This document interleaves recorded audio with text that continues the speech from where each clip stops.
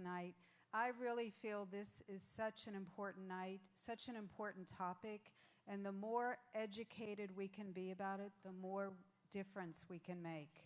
So I admire these two. I went to a pastor's meetup down at Grow Church, and they spoke.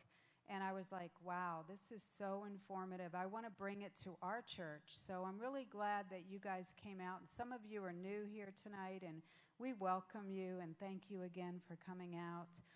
I would like to just open in prayer before we introduce our first speaker. Dear Heavenly Father, we just thank you for being with us tonight. We thank you for this important presentation.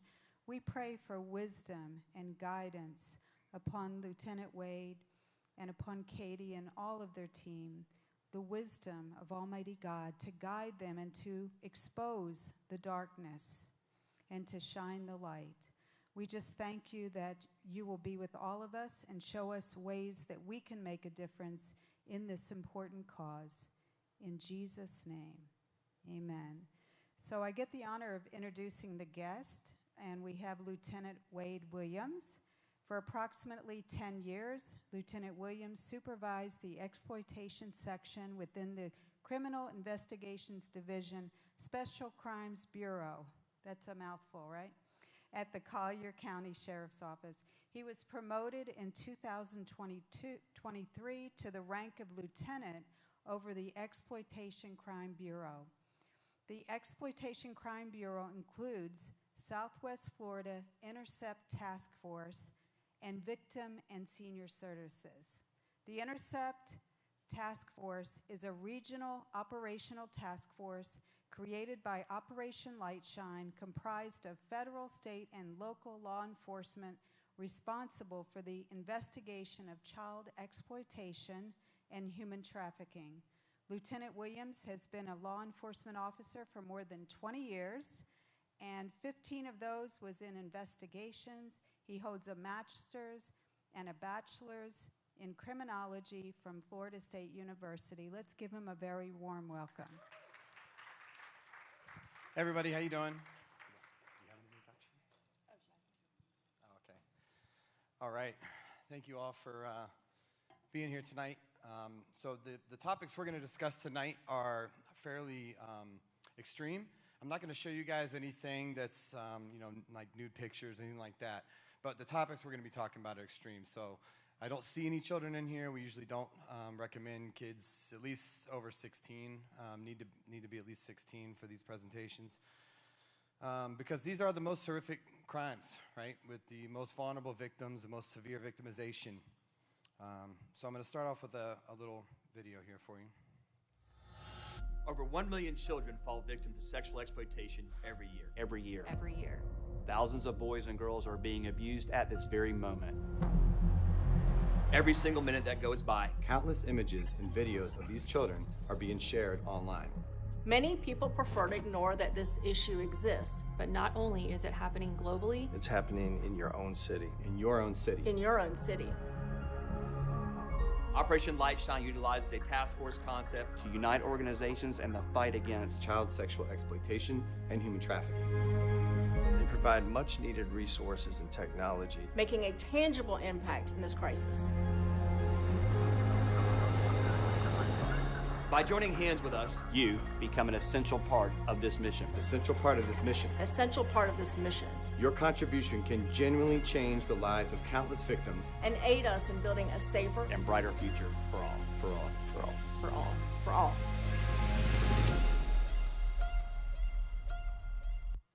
All right, I'm going to talk more about, and Katie's going to talk more about Operation Lightshine when we get to the end and the importance of what their function is. But we got to first talk about what is the problem, what are we dealing with, what is it that we're fighting. There's a lot of misunderstandings, a lot of it perpetrated by Hollywood and films and things like that really, bring kind of really a disservice to what's really happening, because if we don't talk about the truth about what's happening, how can we solve the problem? And so that's what we're going to talk about today. So I'm going to give you guys some practical information. We're going to identify what it is. I'm going to talk really fast because we have a lot of information. We will have some time, I think, for questions at the end. And first of all, I want to also thank the church. and Pam for setting this up. We really appreciate you guys taking an interest and wanting to support law enforcement, our non-governmental partners, and shedding light on this issue and helping our vulnerable citizens of our community, our children. It's primarily women and children that are victims of this crime. All right, so what is the problem that we're dealing with? So since the internet has proliferated since, really the late 90s is where it started to blow up. Back then, our detectives, we didn't have, most police agencies didn't have an internet crimes unit back then because the internet was really in its infancy. And when we started doing investigations, it was really like these chat boards, like Internet Relay Chat. If you haven't heard of that, just an online old school chat protocol, very rudimentary looking, where you can chat with other people online, and it's up peer-to-peer. So it's like my computer to your computer. There's no centralized server that's processing that like it is with like Facebook, Instagram, those sort of things. And then there was like Yahoo Chat, right? Yahoo Instant Messenger, that was a big one, and we were making cases on there. We were doing peer-to-peer file sharing investigations. And then the internet just really blew up with the advent of smartphones and tablets and those sort of things. So with the proliferation of the internet, of electronic devices, we saw the rise of what we call global trading networks.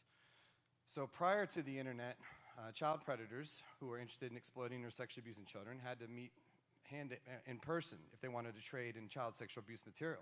They had to do a hand-to-hand exchange. So obviously that presents some difficulties, right? Because if you're a child predator and you're wanting to find other people like you, you don't want to make a mistake and give yourself up to the wrong person, right? And disclose your identity or your true intent to somebody who might report you to the police. So that's difficult, right? But now with the internet, they can go on these chat rooms and boards and things like that, which are really global. They don't have any boundaries, so they can connect with tens of thousands of people around the world. And they can feel like they're anonymous because they don't have to give their real name. They can make up a fake email address. Now, there's ways in our investigation that we can identify who those people are. But to other users on that platform, they have a fake name, and those people don't know who they are, right? So they feel more comfortable.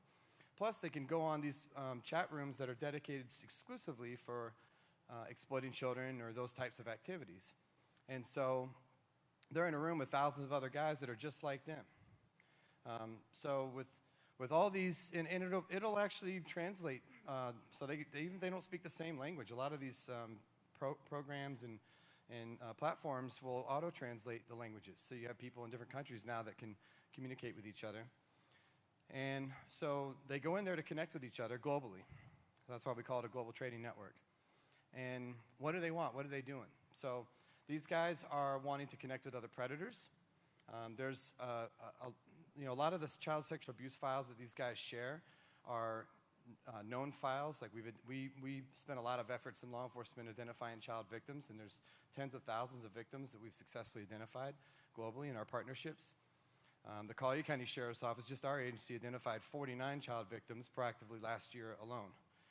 Regionally, as a task force, it's much more than that. These are local child victims. And most of these children, I would say 99% of them, there may be one or two that the parents were aware, reported it to us before we reported it to them. But most of the time, it's us knocking on the door or calling the parents and saying, hey, your child's being victimized online, and they have no idea.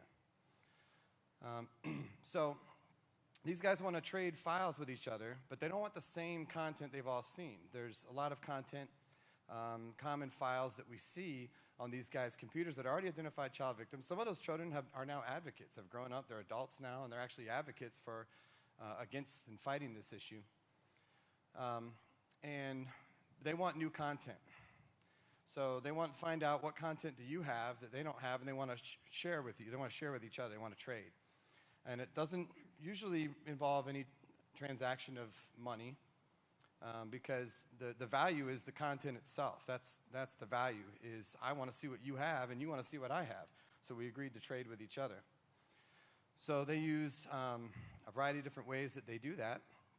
But they also want to know, have you been what they call active with a child? So that's their kind of word to say, hey, are you active with any kids, or have you been active with any kids? That means, are you actively sexually abusing a kid? Then they want to hear stories about it. This is an issue that consumes them. They want to know if they can get access to that kid. Do you still have access to that kid? Can I get access? These guys will pay thousands of dollars and travel internationally. It's called sex tourism, to engage in sex with a child or for the opportunity, for what they think is just the opportunity. We've had people travel from Texas, all over the place, to come here to engage in what they think is sex with a child in Naples or Collier County. So they are extremely motivated. And it's something that consumes their daily thoughts.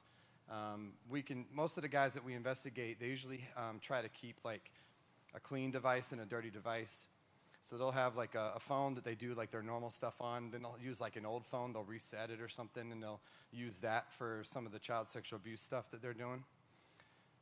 And they'll have like a different identity on that phone. So they'll have like a different email, a different name, that sort of thing. And so they do the same thing with their online account. So if they're using a chat platform to communicate or a cloud storage account to store the child sexual abuse material that they're getting, they will many times will keep that separate also from their, like they might have a Dropbox they use for work or something, but it'll be a different Dropbox for the illicit activities. Or if they're chatting with children on Instagram or one of these platforms, then they will have a different account with a different name for that purpose, right? So if we look at those counts that they're using exclusively for those illicit purposes, then we can see kind of the extent of the pervasiveness of the issue they have. And I can tell you that I don't know when these guys sleep. They're logging, we can see from their IP logs that they're logging in all day, all night, engaging in chats at all times of the day. They're constantly seeking this material. They're at work, they're on the couch next to their wife, they're at the movies. They'll even tell them that. You know, hey, do you have a video of a 6-year-old girl? Yeah, at home. I'm at the movies right now with my wife. I'll be home in a little bit. You know, they're chatting with these guys, and globally. So it's a constant thing for them. Just as quickly as you can log into your social media, these guys are also logging into these different accounts that they're part of these networks, these global trading networks. And so what we found is that they're also not just looking at pictures, okay? They are actively sexually abusing children. Like I mentioned, they're trying to get access to children, and they're trying to act that out. So to show you the extent of the problem, what I'm showing you here is, so there's a variety of ways that these guys connect with each other on a variety of different types of platforms. So you have the clear net, you have the deep web, and you have the dark web. There are 3 different areas of the internet. The dark web is part of the deep web. It's kind of one. The clear net is basically, just to dumb it down for any of you that are not very computer savvy, is just everything you can access on Google. So if you can go on Google or a search engine and you can search for it, that's the clear net. The deep web would be like password-restricted areas of the internet, places of the internet that you have to get access to, or that would be filtered for various different reasons from the general search parameters. And the dark web is really just a browser that provides encryption, anonymization of your identity online. And then there's also sites that you can host on the dark web called hidden services sites. And those are encrypted so that the location of the server of the site is not known to anybody from the outside of the network. And even in the network, you can't know the location of the server. So on the ClearNet, there's a variety of different ways that people share and connect. So they have peer-to-peer file sharing programs like Aries and BitTorrent and Emule and these different programs that people use to connect with each other and share. And that's just like my computer to your computer. And then I have files you want and you have files I want. But this program allows us, I can see what's in your share folder and you can see what's in my share folder using the same program. So I can download your files even when you're not there, and you can download my files as long as my computer's on.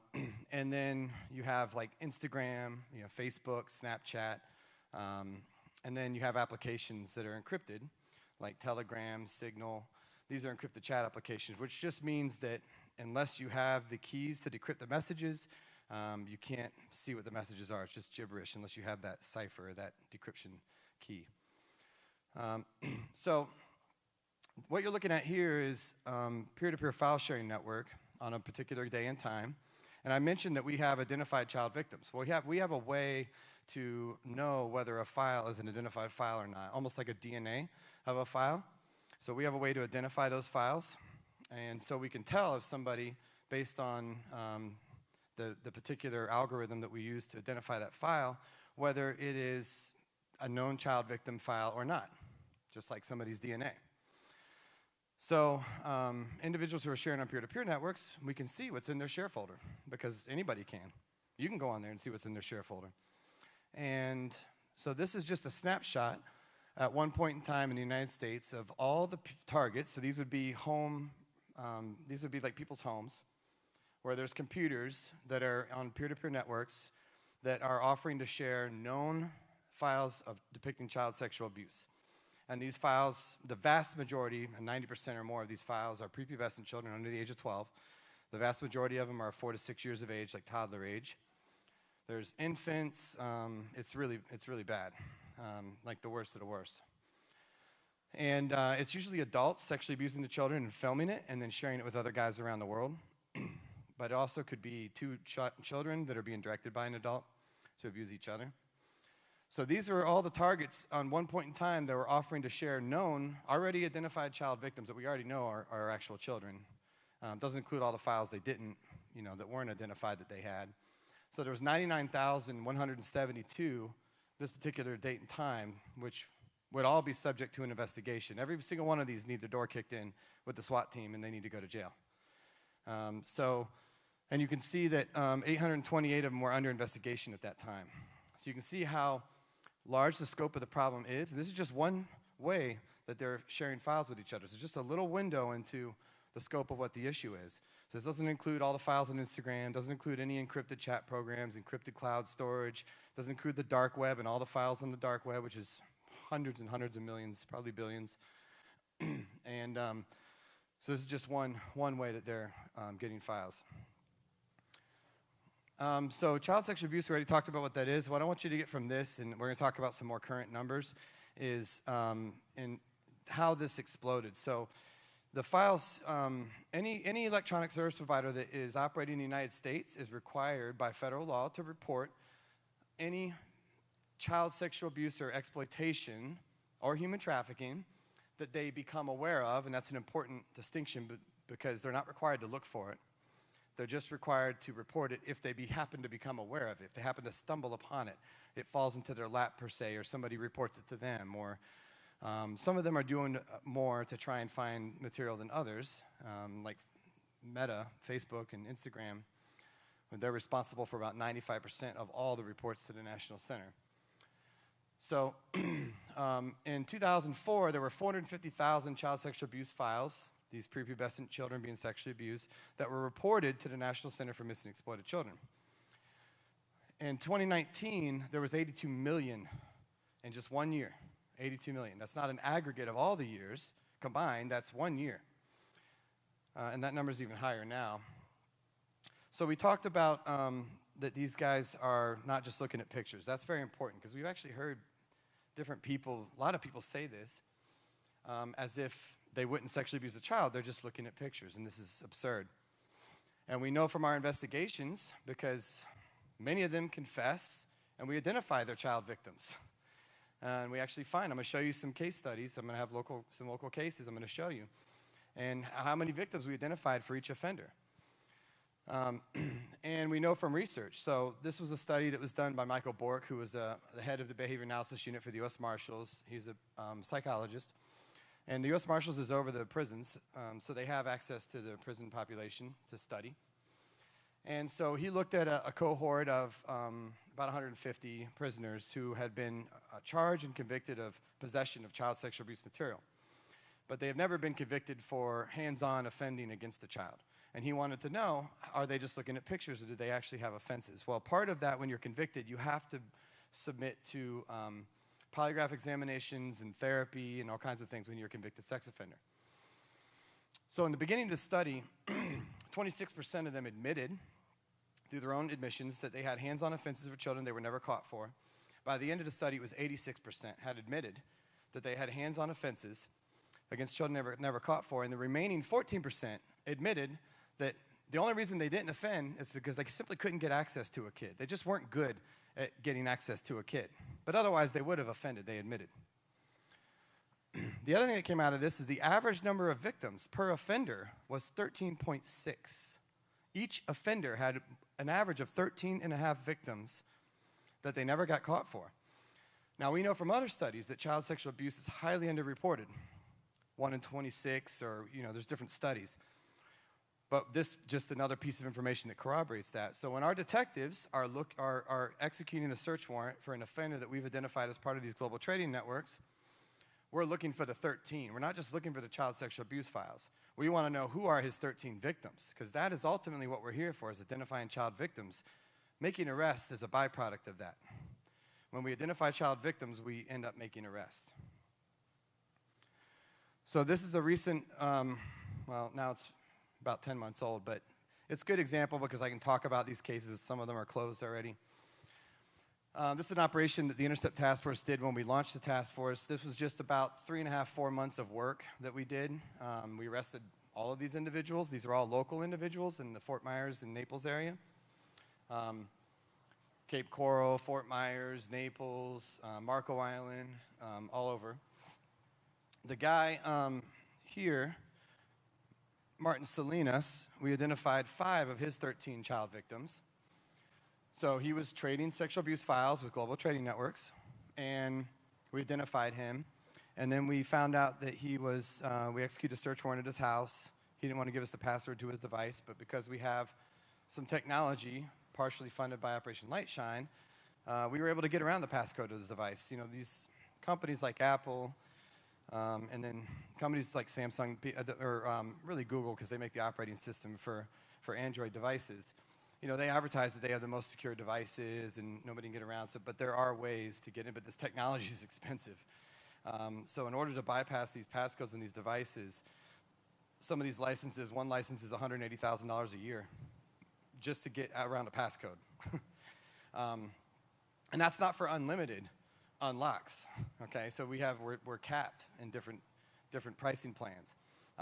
Another technology, you need different technologies for different devices. Another technology is $60,000 a year. So they're expensive, and they're out of the reach of some of local law enforcement agencies, can't afford those kind of technologies, and that, of course, limits their access to data. Well, thank God we were able to get in his device, even though he didn't want us to. He didn't want us to get into his device. Why do you think that is?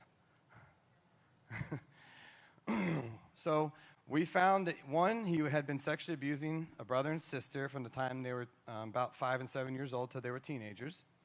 That was 2 of his child victims. He had access to those 2.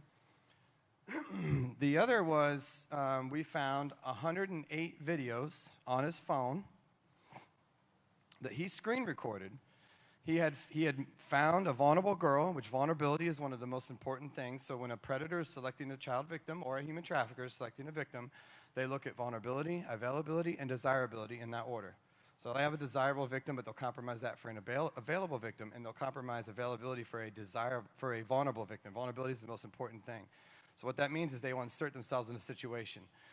They'll buy cars for the kid. They'll hire him. We had one guy hire a kid for a job that didn't even exist, paid him out of his own pocket. The kid thought he worked for the company. He didn't work for the company at all. He was never on the books, but he showed up for work every day and swept the floors and did stuff. This guy just paid him out of his own pocket because he saw the kid was vulnerable and he needed an opportunity, so he created an opportunity. So we found 108 files where he had identified a vulnerable girl on a dating app, a 14-year-old girl. 14-year-old children should not be on dating apps. And she had been a prior victim of human trafficking up in Virginia and had relocated to Homestead. He's over in Naples, so he started manipulating her online, convinced her to come to his house to run away. She ran away multiple times, and he picked her up. He engaged in sex acts, recorded them with his device. We found those. Those were geo-tagged with GPS coordinates. We could prove they were taken at different locations, like his house or at the hotel where he rented a hotel.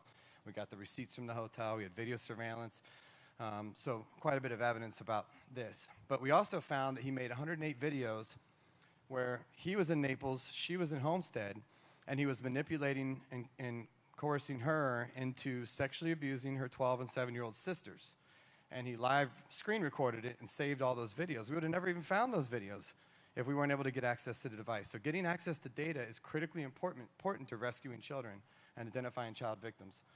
The guy below him, Ryan Collins, we identified 4 of his 13 victims. He had 2 girls that would come over. They were 5 and 7 years old. They would come over to swim in his pool. He installed a video recording device in the toilet paper holder, which looked like a lighthouse. And he was a live IP camera, which would connect to his Wi-Fi network. When they were in there changing, he would go in the other room and turn on the camera, and he would screen record them changing. And then he admitted to sexually abusing one of them. But wouldn't admit more than that. The girls denied it. And that's very common. We actually see, many times, we find evidence of the actual videos of the sexual abuse, and we bring the children in for the forensic interview, and they say, no, it didn't happen. They deny it, even though we know for a fact that it happened. Children will not disclose sexual abuse in most occasions. And then the other two girls were preteen girls that were in Georgia that he was exploiting online. So after he bonded out here, he was extradited to Georgia, and that's where he's at right now, but he's got to go to both for trial. The guy on the guy at top left, that was Dr. Stephen Layton. He's a local dentist for about 40 years in Naples. He had thousands of child sexual abuse files in his Dropbox account. And that's a good point to make, too, is that a lot of these guys, they don't have any criminal history. They're just, the thing that makes you a sex offender and a sex predator is not the same thing that makes you a burglar or robbing people with street-level crimes type stuff. These guys are otherwise law-abiding. They pay their taxes, they follow the speed limit, they're doctors, they're teachers, they're anybody, really. The guy under him, Jeremy Mannerberg was advertising a 2-year-old for sex on a dating app called Meet Me. He was connecting with other offenders. He wasn't like putting the profile as the 2-year-old, but he was connecting with offenders online through Meet Me, finding other child predators to connect with, and then they would start talking about if they liked young and what age kids they liked and this kinds of things, and then he would send them pictures of the 2-year-old, and then they were making plans for one of the guys to come from Orlando to engage in sex with the 2-year-old with him. So we did an emergency warrant on that case, and we were able to get the 2-year-old out of there, and he won't ever have access to the 2-year-old again, and he went to jail. The guy in the middle was arrested for sex trafficking, Jordan Jones. He was sex trafficking a 14-year-old girl he met on a dating app, which is called Sniffies, which is a anonymous hookup app for homosexual men. It's a location-based app. You ask why is a female on there? Because she identified as a boy. And he was paying her for sex with vape. So the parents reported that one. That's one of the rare occasions where we get a report from a parent. Most of our cases are proactively developed. But she would come home from the gas station with vapes and all this stuff. And her parents were like, where are you getting this? And who's buying this for you, right? And so then we found the videos and the chat messages and stuff on Snapchat. They were talking on Snapchat. And that's an important thing to mention too, is that that's where most of the kids are exploited, are on these same apps. People ask, well, what are the most dangerous apps for kids? Well, it's the apps where kids are, because the predators go where the kids are. They're on Roblox, they're on Minecraft, they're on all these different apps. That's where they go, because that's where else are you going to find the kids, right? You got to go where they are. So Snapchat, TikTok. And we identified 37 child victims locally. We identified one in Scotland, one in Texas. We believe we got to focus on our backyard. We can't police the world. We got to take care of our own backyard. But in the process of doing that, we find victims in other places, because these guys don't know any borders, so they offend all over the world. So there were in 2023, in 1 year there was 36.2 million cyber tip reports made to the National Center. These cyber tip reports are trickled down to the Internet Crimes Against Children Task Force, which is what we are. We're Internet Crimes Against Children and Intercept. We're supplemented. We're basically Internet Crimes Against Children Task Force supplemented by Intercept. So other places that don't have the Intercept Task Force, they don't get all the extra stuff that we get, okay? Thankfully to Operation Lightshine and Katie and the work of the people there. So it just makes us more capable to be able to do the things that, we might not otherwise be able to do: rescue more victims, identify more victims, make more arrests. So most of these are reports of people trading child sexual abuse files, which we talked about as a symptom of a paraphilia. It's a symptom of a bigger problem. They're not just looking at pictures. So it's just one way that their paraphilia, which is a deviant sexual behavior, manifests itself, is they look at child sexual abuse files. But they are child predators. There's about 2 million shared every week. 105 million files were reported in 2023. It goes up every year. That was just in 1 year. 105 million shared in the United States. Now, the only companies that are required to report to the National Center are companies that fall subject to our law, the federal law in the United States. But Telegram is hosted overseas. Mega App, which is a encrypted cloud storage company, is hosted in New Zealand. They're not required to report to the National. We've not got a single report from them, but they're some of the most widely used applications to exploit children. But we're going to get a single report from them. So only the companies like Facebook and Instagram, those ones that are based in the United States, are required to report. We didn't get a single report from TikTok until October of 2021. That was the first cyber tip report we got on TikTok. But we had local reports of parents finding that their children were being exploited. Those were reported to us, but the companies weren't reporting to us. Because why? Because they didn't have to, so why would they lift a finger, right? That doesn't make them money. These companies are for-profit organizations. They're not child protection organizations. That's not their mission, all right? I usually give an example of like the Ford Pinto. Does anybody remember that in business ethics or law classes? They talk about that example because they had information. They knew that the gas tanks were faulty. And they said, okay, so what do we do? Well, they let the lawyers decide. No offense to any lawyers in here. And the lawyers did a calculation. They said, well, it's going to cost this much to, we estimate there's going to be this many gas tanks approximately that fail. That's going to result in this many deaths. It's going to cost us this much to pay the claims on the deaths, and it's going to cost us this much to fix and recall all the cars. Guess which one was cheaper? So that's why we can't rely on for-profit companies to be ethical when it comes to our children, when it comes to our lives and our safety, and that's why we have regulatory commissions and things like that, right? When it comes to social media companies, who's the regulatory commission? How can they be fined? They can't. They can do whatever they want. And in fact, they have protection under the CDA, Section 230, Communications Decency Act, which is commonly known as the 26 words that created the internet. In 1996, they had to give blanket protections to these companies because otherwise it would have stifled the growth of these companies. They would say, well, we can't have a business online with all these people online. Anybody can go on there, and we would be liable for that. If they used our platform, we could be sued and all these things, so we need protection. So to kind of start up the internet and get things going, they created this Protection Act. And basically, they've enjoyed blanket immunity. So they are not responsible or liable for the actions of third parties on their platforms. So if they're not responsible or liable for it, if they can't be sued, they can't be arrested, they can't be fined, why would they lift a finger, right? It's business as usual for them. So there's a lot of push right now. Nationally, there's a lot of acts and talks about, the Earn It Act is one being pushed by Senator Lindsey Graham, which I think is great because he says you should have to earn liability protection. You shouldn't just automatically get it. And so you have to show that you're doing things to prevent and to look for and identify people that are exploiting children on your platform. All right, so this, I know it's hard to read, but the whole point of this is the visual. So this is a chart showing from 1999 when the cyber tip line was first created, the National Center for Missing and Exploited Children. Everybody knows what that agency is, right? They're the nonprofit agency created by John Walsh. His son Adam was murdered, right? And so their goal is to help law enforcement find missing children and rescue and identify exploited children. And they're one of our biggest partners. And so they're the clearinghouse for all these companies have to report to them. Anything they find, they got to report to them, and then they give it to the task force. So you can see in 1999, there was about 6,000 reports. But you can see right where the chart just blows up, and that's 2014. So what happened in 2014 that made this blow up like this? And it went from 500,000 reports to last year, 36 million in 1 year. And what the exponential rise is really a result of the proliferation of all these applications, namely like Snapchat, the selfie that's when all that started. That's when every kid almost had a mobile device in their hand.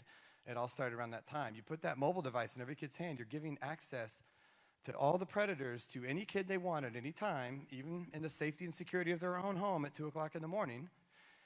You would never just leave your front door open for anybody to walk in your house, right? And you're giving that kid access to the whole world and all the dangers and evils in the world, right, on that device. So that's when that happened. And every year, this goes up.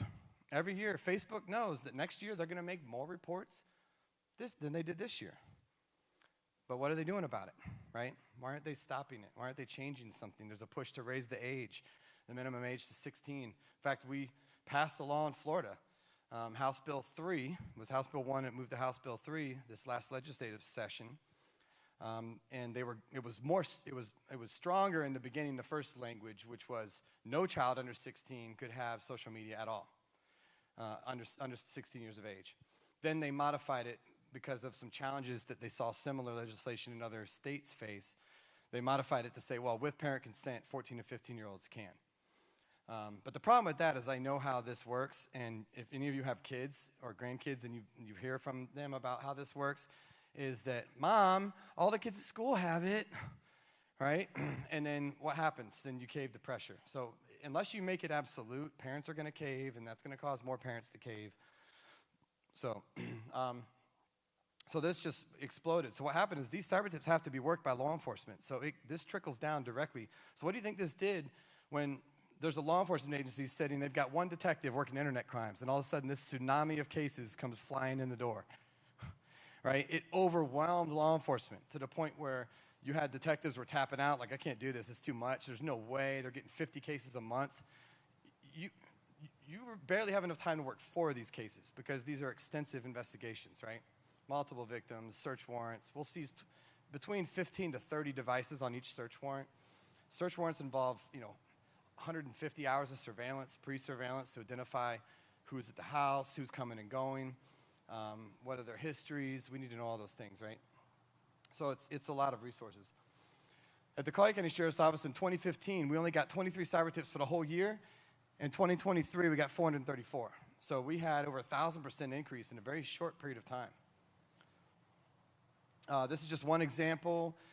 This guy was trading files on an application called Kik, which used to be something popular with kids back when they had iPod touches, because like his didn't have cellular connections, so they wanted an app they could trade photos and communicate with their friends on over Wi-Fi. Kik was it. But now really only child predators or other illicit purposes that actually use this app. And when we get in, we discover that he'd been sexually abusing a child from the time she was 2 to 8 years old, okay? And he had made videos of it. And she denied it too when we went to the CPT. She said, that's my boyfriend. I'll tell you about him when I'm older. She's 8 years old. He's 43 years old. That's her boyfriend. She said, these guys manipulate the kids into thinking that they're in a relationship with them. Sextortion. We've seen a huge rise in sextortions. What that is generally it involves somebody pretending to be a child around that child's age. Usually they'll use an attractive picture of a young female. They usually recently they've been targeting boys more. And for financial reasons, not for sexual purposes. But what they'll do is they'll say, they'll engage in chat with them, and I'm going to go through a chat real quick with you guys. Where are we at on time? 7:19, okay. I think we started a little late too, like 7:45. So they'll start with like different approaches with them, usually like a Romeo or finesse approach, where they'll try to like give them compliments, and then they'll usually do things like they'll share first, like they'll share an image of themselves, what they claim to be themselves nude, which is really not them, first, and they'll say, okay, it's your turn, so it creates like a sense of reciprocity, so then the kid, feels more obligated to share, and they target more recently boys, because boys are more likely to share a compromising photo of themselves than a female. So we've seen a really, in just from 2021 to 2023, there was a 330% increase in this crime type. So this is like an epidemic. I mean, it's a pandemic because it's global, but it's happening online and behind closed doors. So like, I mean, this is not something that you necessarily know is even happening, right? And it's happening to a lot more children than it's getting reported, right? We know that it's highly underreported. What's that? Push that little red button and you can. So when the boys become victims, what they do is they'll bring them through this process. Once they share a photo, they'll tell them, I got you. They'll flip on them, I got you. Now you owe me. And if it's a predator, they'll say, I want more pictures and videos. They don't want money. A predator just wants pictures and videos. That's what they're there for. The financial motivated offender will want money. They don't want more pictures and videos. And that's their whole purpose. And so they'll say, Usually $100 to $300.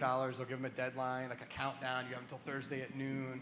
I've screenshotted all your friends. Don't block me, or I'm going to expose you to all your friends. I'm going to send it to your family, and they'll withdraw, and many of them become suicidal. There's at least 30, I think it's like 36 in the last year and a half known directly result. But I'll tell you that a lot of like child deaths, we may not, if it's not like, if it's not believed to be like foul play, like homicide, there may not even be like an investigation on the phone, that kind of stuff. They determine it was like self-inflicted.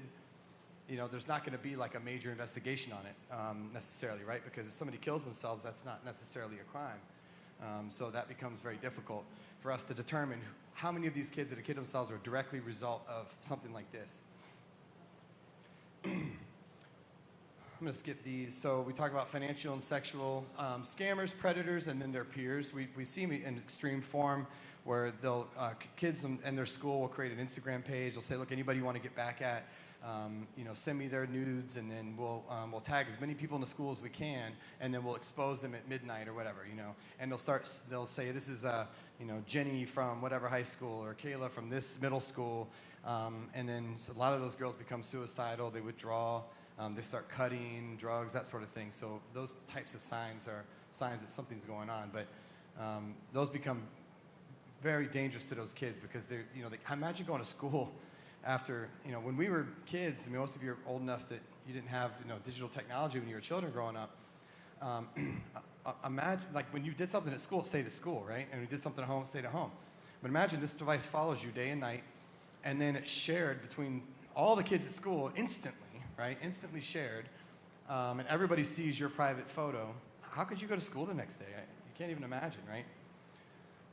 So who are the ones doing it? The financial ones. These are actually the guys. Some of these guys have been arrested. The Yahoo boys. So they're in Nigeria and Ivory Coast. And this is just a YouTube video. You can go watch it. Top 10 richest Yahoo boys, and it shows you all their fancy cars and all their money. You can see the guy sitting there with his computer because he uses his computer to extort the children. You can go on TikTok and type in like hashtag Yahoo boy and that kind of stuff, and it'll actually show you videos of guys teaching you how to extort children. TikTok's gotten a lot of flack for that because they're basically teaching kids how to exploit and sextort other children. So this is a video which it's produced by the National Center for Missing Exploited Children. It's called noescaperoom.org. noescaperoom.org. And it's basically an interactive video that you can do with your children in the interest of time, or your grandkids, whatever. But it walks you through basically what a child who's in that situation might actually experience and feel. And it's interactive, so you have to make decisions, like you know, if you want to or don't want to, you know, give money or send a picture, things like that. I highly recommend that anybody that has children or grandkids, you know, have the parents or you go through this with them. It's only like, you know, 8 minutes. And then have a conversation with them. And that's the whole point of this video, is at the end, there really is no way out unless you tell a trusted adult. And that's the message we want kids to have. So you can't really deal with this on your own. You need to tell a trusted adult. So he gets like a picture, and then it goes on from there. Hold on one second, Wade. Yeah, go I want to piggyback on that. You guys, prime example is, even if you don't think your kids or your grandkids are susceptible or going to become a victim of sextortion, the first person their friends tell are their friends. And there's been several cases where other children have learned what we do. They've come to the presentations, and they've been able to help their friends who might otherwise have committed suicide or sent them money hoping that it would stop. So if anything, it gives them that knowledge and that power to help prevent their friends from becoming victims. So I definitely highly recommend, Pam, this is the one that I was telling you is highly recommended for you guys to watch. Even if you don't think it's happening, they might know somebody who is. We can always play it in the end for those that want to stick around. I don't want to waste people's time if they're, you know, if they're on a time limit. The other thing to say about these guys and the predator, this guy's a sexual predator, and he was sentenced to 40 years in prison. It was one of my cases, actually. I arrested him myself. But the thing about these sexual predators in these global trading networks is that, you know, how many of you have seen the movie The Sound of Freedom? Wow, quite a bit. Okay, good. So I don't want to like ruin those that haven't, But basically, it's a production. It's not a documentary, but it is fairly realistic, right? In my opinion, as far as what they're depicting. But what they're depicting is a particular type of human trafficking, and we see different rates of occurrences of different crimes. And I will say that child exploitation, these child predators, most of what they're doing is would not be categorized under the legal definition of human trafficking, although most people would think of it as human trafficking. So that's why those things are kind of confused a lot. So in the movie, they start out in the beginning with HSI agents. We're part of the HSI task force, so all of my detectives and myself are sworn in under HSI. We work out of the HSI building right now, the headquarters building, although the goal is to have a standalone building for task force partners. So in the beginning, they're identifying a predator who's on what appears to be, they don't say exactly, but it appears to be a hidden services site on the dark web that he's operating on. So those are encrypted, and you have to log in. So they're waiting for him to log in. They're watching his online profile. When he logs in, that's when they go and execute the warrant. They kick him away from the computer screen because he can push a button and encrypt the whole thing and lock him out. So they go in and they get him down, and but then the story takes a detour because he's part of these global trading networks, but he also has a connection in South America, right? And that's what the movie's about. And that connection is somebody who has access to children. So these guys that are child predators that are dying to get access to a kid, well, he can provide that. So, and it follows that, right? That's where the story goes, and they set up the sound, they arrest the traffickers, rescue the kids. What they don't talk about is the other side of the coin, which is who are all the predators that want to go to the island? Who are all those guys? Those are the global trading networks. Those are the many, right? Those are the vast majority of the people that are causing the most harm to children. Of course, traffickers are like super predators, and they really are. They're a special kind of predator. They're exceptionally psychopathic. And of course, one trafficker can exploit multiple victims, but so can one predator. We just arrested a guy in Immokalee a couple of months ago, and when we went into the house and executed a search warrant, we knew about one child victim. After we downloaded all of his devices and started searching all of his stuff, we're now up to 59 children, all over the world.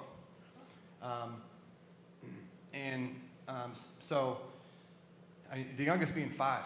So he was chatting with 5-year-olds on an app called Rec Room. At this point, I had never even heard of Rec Room.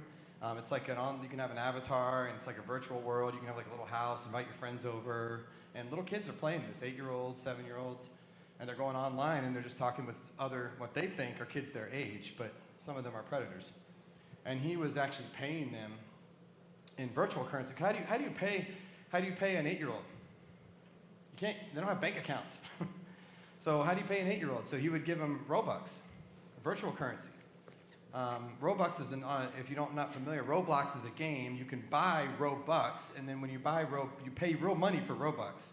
So you go on Roblox, and then you want to get 5,000 Robux. It's about $40.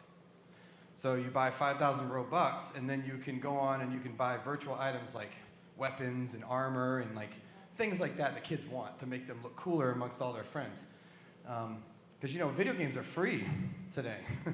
You don't have to pay for them like we did when Atari first came out, Nintendo, and those sort of things. You went and bought a cartridge. You paid one time $40 or $30, and that was it. You never paid again.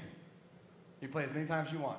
Now you don't pay it all up front, but you pay thousands of dollars. These kids are paying on these games over years to buy all these in-game items and stuff. So it was very genius for them to do it that way.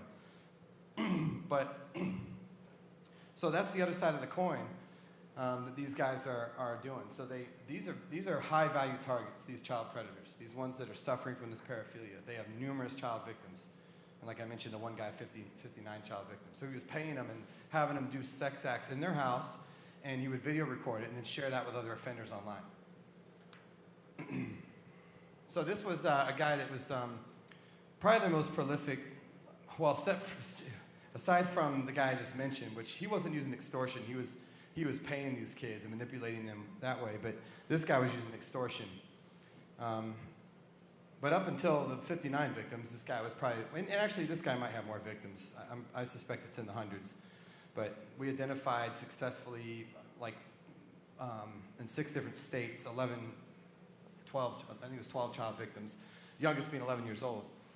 And basically what he was doing was he was going on, he would compromise their Snapchat account, And what he was trying to get access to was a portion of their Snapchat account called My Eyes Only. How many of you heard of that portion of Snapchat? A couple of you? So I'm not going to call you out, don't worry. So My Eyes Only it's an encrypted area of Snapchat where you can store photos, and it has a separate passcode. So even if you're a parent and you're a responsible parent, which honestly probably shouldn't let your kids have Snapchat, but if you're a responsible parent and you say, okay, I need to know your passcode to your Snapchat, right?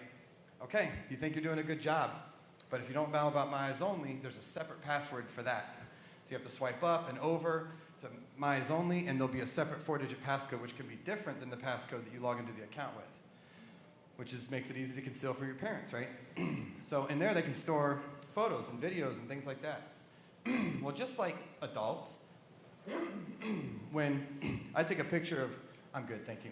When I take a picture of myself and my wife, what's the first thing that I have to do?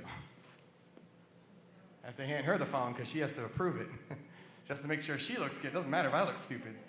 She has to look good, right? And if that's not good, well, we got to take it again. Take it again. Take it again. Okay, now she looks good. She's comfortable. It's no different with kids, and it's no different with private photos. So, middle school and high school girls or boys, when they take a private photo, they might take a bunch of different ones to make sure they get that right shot where everything looks the best, right? And they don't want to have to retake them every time they want to send it to somebody they're sexting with, which high school kids do sex with each other quite frequently. So they want to keep it somewhere, but they don't want their parents to find it. That's where they keep it. They keep it in their My Eyes Only. So if you go to any 8th grade, 9th grade, or 10th grade, 11th grade student, if you have in your house, if you want to see their face get white real quick, ask them to open their Snapchat and show you their My Eyes Only. They're going to be like, real quick. So he knew, just through clever social engineering, that if he could get access to their My Eyes Only, he could get a lot of videos and images of them that were private, but also, which serves his purpose, but also that he could use to extort them for more videos and images. And that's what he did. So he would compromise their Snapchat either through threats, get them to give him their passcode, that sort of thing. Once he got access to their passcode, he would change their backup email, their backup phone number so they couldn't take over the account. And then he would quickly message all their friends as them. And this was one of the strategies he would use. He would say, hey, pretending to be them, hey, I got a favor to ask you. It's kind of strange. If you don't want to do it, I understand. But if you could help me out, that'd really be great. And okay, what can I do for you? Thinking it's their friend, right? That they've been messaging on Snapchat for a long time. They don't realize that this guy's hacked their account. My parents are mad at me. They're going to check my My Eyes Only. I have some videos and pictures in there. I don't want to delete. I want to store them somewhere. Can I put them in your My Eyes Only just till they check them, and then I'll put them back in mine? And about 30% of them would say, yeah. The rest would be like, that's kind of weird. But about 30% of them would be like, okay, sure. And you'd be like, okay, cool, thanks. What's your password to your Snapchat account and your My Eyes Only? And they would give it to him. He would do the same thing to them and message all their friends. And so it was exponential. He would just get victim after victim after victim. And then he would go on and create a fake account on Instagram, because every kid has, Snapchat also has Instagram. He would find the same girl, and he would send them, so this is just an example of his chats, and I'll get into that in a second. This is an example of his chats where he would use like a Romeo approach. So he had this one account as a young boy where he was like handsome, and it was actually a boy that he had extorted. He had extorted this boy for a bunch of pictures of himself, but they weren't sexual pictures. He did have a video of the boy engaged in a sex act, which he compromised from his girlfriend's account. And he figured out who the boy was, and then he sent it to him and said, I'm going to send this to all your friends if you don't do what I want. But he didn't want him to take sexual photos. He wanted him to take regular candid shots. Like he would say, hold 2 fingers up, put a toothbrush in your mouth, put a gym bag over you, take your shirt off. Just regular candid shots. Why do you think he was asking him to do that? Anybody have any ideas?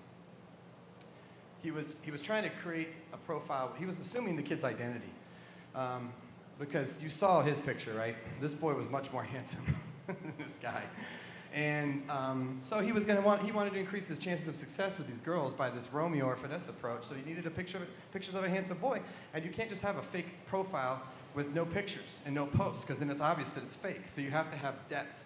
So he'd have to create depth by posting regular things. Off to the gym, I'm heading to do this, hey everybody, just brushing my teeth, going to bed, regular stuff so it looked like a real profile. That's what he would do. And so it was convincing. And then he would finesse these girls, say, these are real messages from this case, so you understand how this works. Can I have your private Snapchat? You have to know somebody's Snapchat name, or you can do a random, like Snapchat will pair you up randomly, and they have a Snap map, which is also dangerous, because you can see people's location, and if they show their location, then they can just click on the nearest kid and talk to them. Hey, can I get a shout out? If I get my account back, then I will give you a shout out. It has 223K. So what he's saying there is he's saying, basically he's trying to convince the kid that he has another Instagram account that he's locked out of. But that account that he's locked out of, he has 220,000 followers. What are you on Instagram if you have 220,000 followers? You're an influencer. To kids, an influencer is like a god, okay? To a kid, that is like, oh, wow.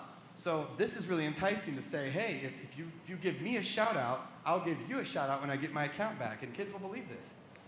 And a shout out means, like, so he's telling all his friends, hey, check this guy out, he's cool.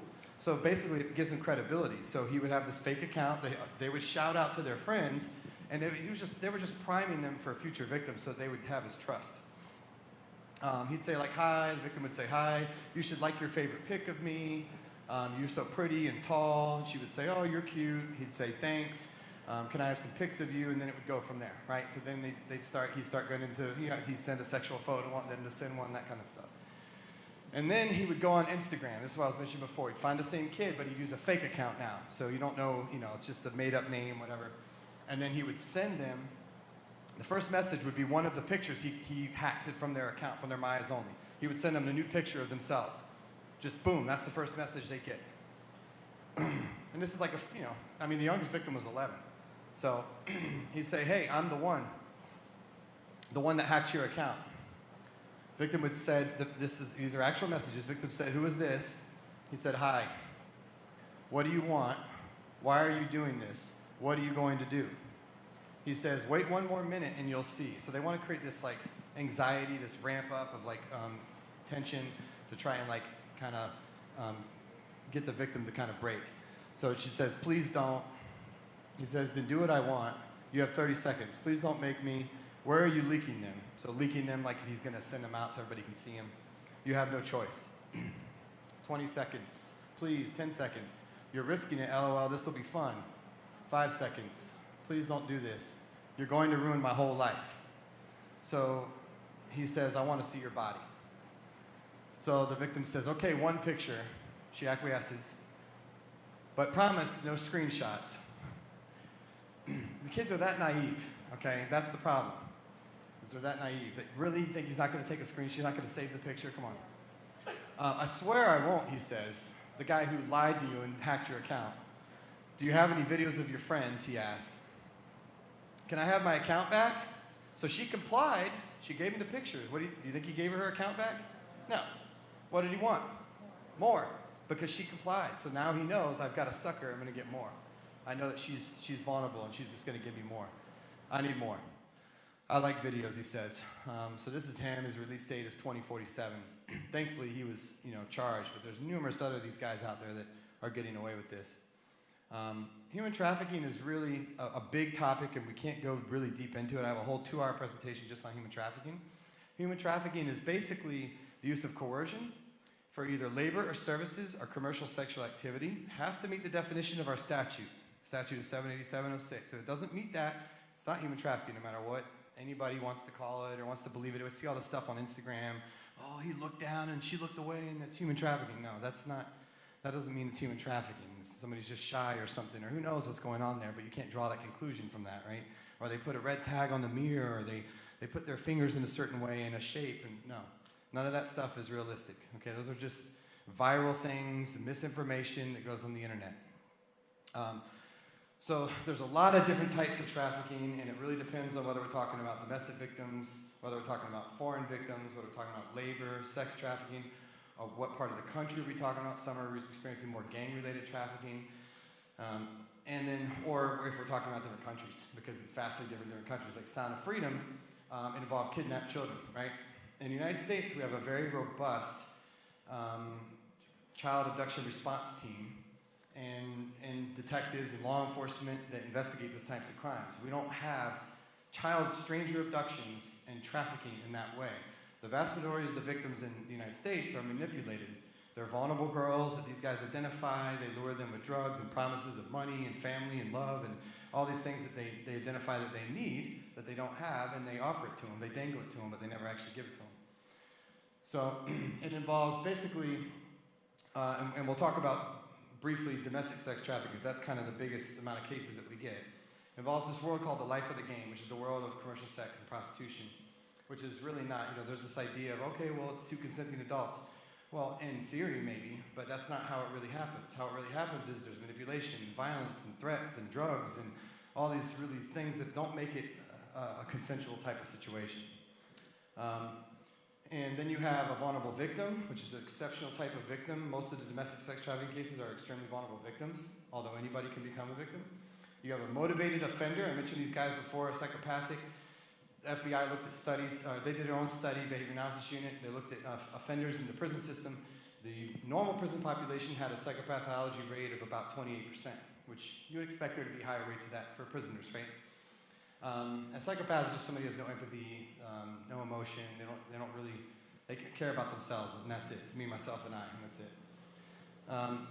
And when they looked at those that were convicted of human trafficking, it was close to 70%. So they're kind of the worst of the worst. These guys usually, contrary to sex offenders, when we talked about the sex offenders, they have no criminal histories usually. They're law-abiding people. They're doctors or lawyers, those kinds of people.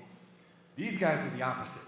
These guys are the worst of the worst. They've got, one guy in the Hines, that's Gregory Hines in the picture there, one of the guys we arrested in the Hines and Lewis case. And Lewis had 53 arrests just in Collier County alone, had been to prison multiple times. He had been arrested 8 times, so his criminal history was less. But they have histories of rape and murder and violent type crimes. Then you have a buyer, right? Those are the 3 players in the life of the game in this world. And then you have the seasoning process, which is all the methods and techniques that they use to identify and recruit and retain victims. And most of it's manipulation, like rewards, trauma bonding, drug manipulation, feeling of no turning back, omnipotence, those sorts of things. There's the book that I have highlighted there is called The Pimp Game. It's a book written by Mickey Royale, who's a self-proclaimed pimp. It's basically a manual on how to sex traffic women. It's sold on Amazon. It's about 80 pages long. And in there he describes them, pimp says, basically like vampires or lions, and the girls, he calls them victims or prey. And he talks about how you need to identify their vulnerabilities, which is usually not financial, it's usually not tangible. It's like love or acceptance. Or a lot of these girls come from abused homes. And you need to make them believe you're going to give it to them, whatever it is that they need, but never actually give it to them. So like just some of the manipulation, some of it's not even criminal. Like one of the guys that we saw was doing what they call a daddy day. They call the pimp the daddy. And so they'll say, daddy day was, okay, 1 day a week, the highest earning girl at his stable, he has a stable of girls, the highest earning girl for him, who does the best, gets a daddy day where they get the BFE. The BFE is the boyfriend experience. They use terminology in the commercial sex world like BBBJ and CIM and CFS to describe sex acts. And so he says, well, you get the boyfriend experience. What is that? So it's the thing that they really want. It's a nurture. I'll hold the hand for you. Hold your hand. I'll put my arm around you. I'll open the door for you. Take you to the movies. Take you on a date. But just for 1 day. Don't get used to it, right? That's not criminal for them to do that to these girls. It messes with their minds, but that's how they manipulate people. So that's the book. I don't recommend you buy the book because you'll be supporting him, but you can find it online and read it. So child exploitation is a much bigger problem, and just so you understand what I'm talking about with child exploitation is the crimes that are typically associated with that are possession, transmission of child sexual abuse material, traveling for sex with a minor, transmission of harmful materials to a minor, solicitation of a minor online for sexual acts.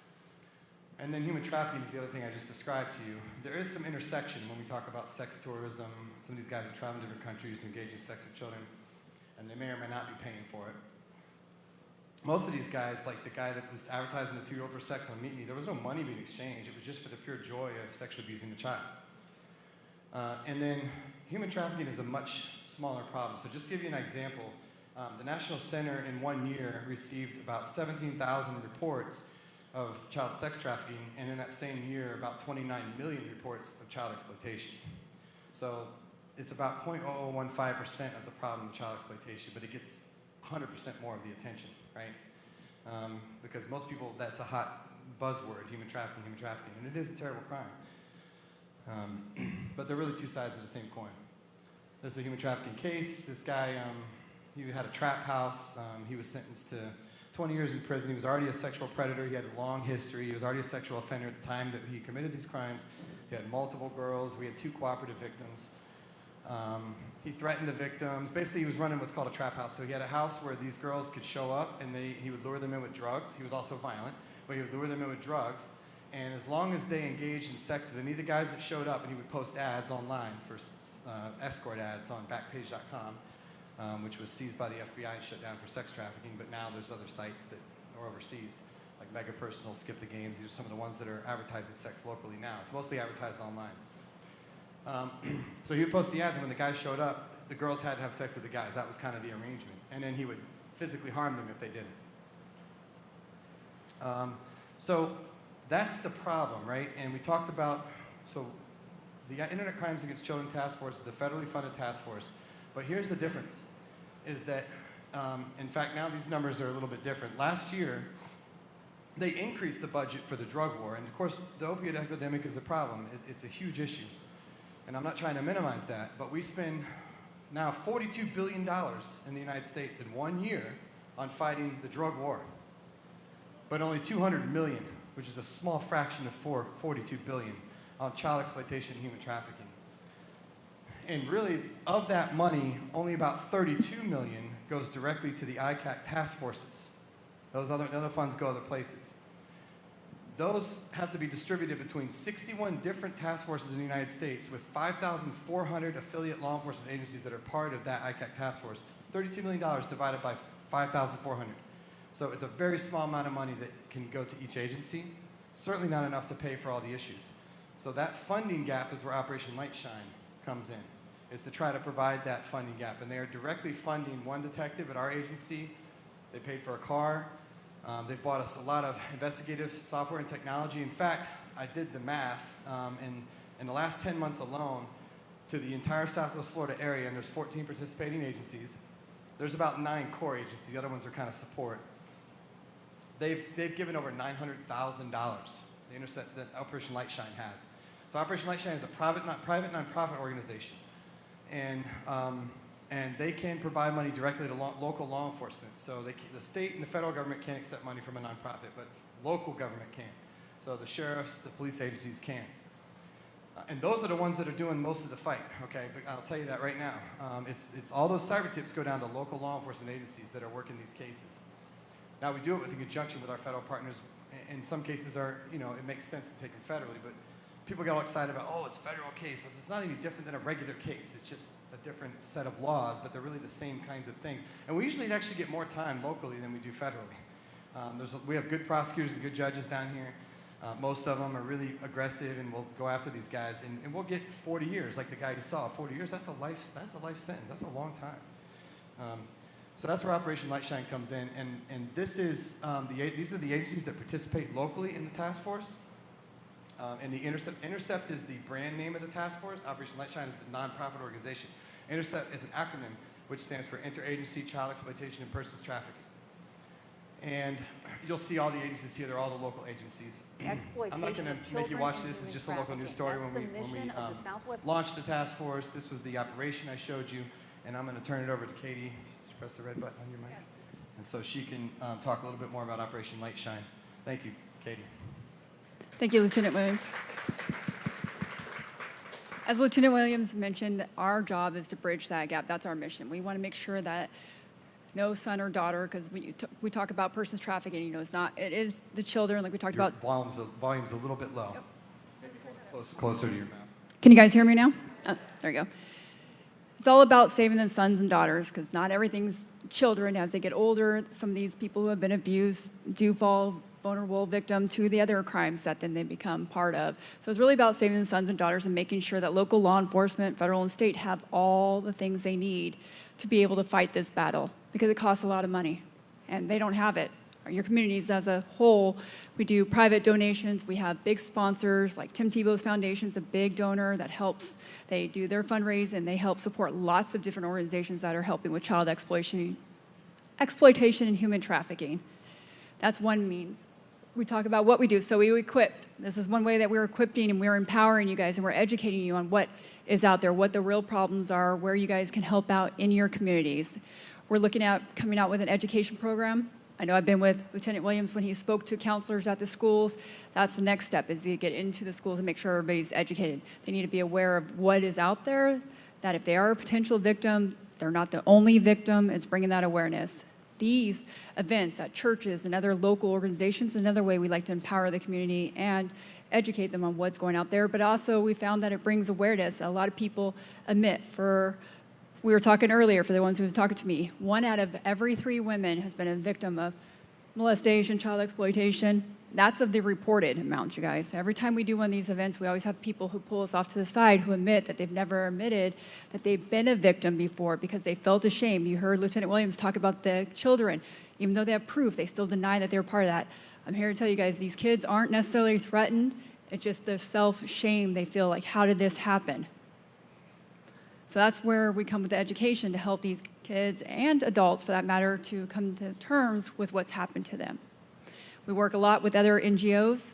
I know Collier County has great relationships to help get these victims the necessary help they need. There's a lot of other great organizations that we work hand in hand with. We are in no competition with other nonprofit organizations. We all do our own separate thing, and it's all to help the community and victims. IT server room, this is probably a low estimate when this was put together, $521,000. You guys, this is just for like one area. To give you an idea, we just got a grant from the governor last year that we just put at the Northeast Florida Task Force. So that's Jacksonville and all the outlying counties. 7 partners up there. $1.5 million, and that went for a mobile unit. Facilities, that's about accurate. Probably a little bit for both Southwest and Northeast would probably be about that a year. The software is very expensive. You heard him talk about the one alone was $160,000. I know we're in the middle of developing even better software. They haven't got the technology yet. That just for one task force is going to be over $100,000. Then you bring on all the other task force. So the software and the technology bring them up. The forensics lab software, having those access to those cell phones, you guys, is a big deal. Like you said, once they get locked down, we can't get into them. They can't get into laptops. Computers, your cars, believe it or not, your cars are tracking you everywhere. I have a rental car. That rental car, if you plug your phone in, it's tracking you. It takes so many times for it to turn off or it can't track you guys. Did you guys know that? So they investigate all those things. Don't forget your TVs. Your TVs, most of them are smart TVs. Guess what? Take your phone from your kids. They can download apps. They can still get on there. Predators can still get to them. Tablets. PlayStation, Xbox, there's the internet browsers in there. They can access the internet through those gaming systems. Absolutely. And then there's also the other challenges. So you have to have forensic interviewers. These guys do not go out there and interview the children. There has to be specially trained people. I know that's one of the aspects we're looking at getting funding for that, is having those people trained, having more dedicated people to be able to identify more victims. As you heard his caseload, how many detectives do you have actively working in your unit? We're down 1. I have 3 detectives and a sergeant, and then I have 4 civilians that do a lot of support stuff to help. We had to start staffing with civilians because we couldn't get enough sworn law enforcement detectives. You have to understand that, 1, we're facing challenges recruiting people into law enforcement as it is, right? And then 2, once you're even in law enforcement, there's a very small number of detectives that will volunteer for this kind of work. You're talking about the most graphic types of files and images that they have to see, and a lot of them have children, and they can't do it. I've had many of them come over as part of the selection process for my unit. They have to come and shadow with us, and they have to have an exposure before they're brought into the unit, because we want to know, can they handle it? They need to have an opportunity to back out if they can't handle it, right? So we show them some of the worst stuff that we have, which is called hurt core. Hurt core is like offenders that are sadistic, that get off on pain for children. And I've had many of them, some of them at that moment are like, nope, I can't do it. Some of them are like, okay, I think I can compartmentalize this, I think I can do this, and they come in the next day and they're like, I couldn't go to sleep last night. Every time I closed my eyes, that's all I saw, and I could not sleep. And they bow out. So it takes a special kind of person that can compartmentalize that in a way that it doesn't cause you trauma. You know, it's a secondary trauma to the detective.